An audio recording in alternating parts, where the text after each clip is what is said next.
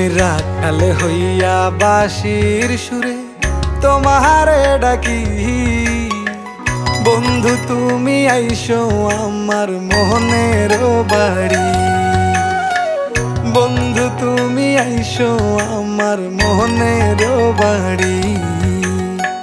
বিছাইয়া দিমু তোমারে শীতল পাটি, সেই পাটিতে বৈশা দুইজন করমু খুনসুটি। তোমার আঁচল কইলা দিও, ঘরের চাবি বুঝা নিও, আমার বানাইও তোমার পরাণের পাখি।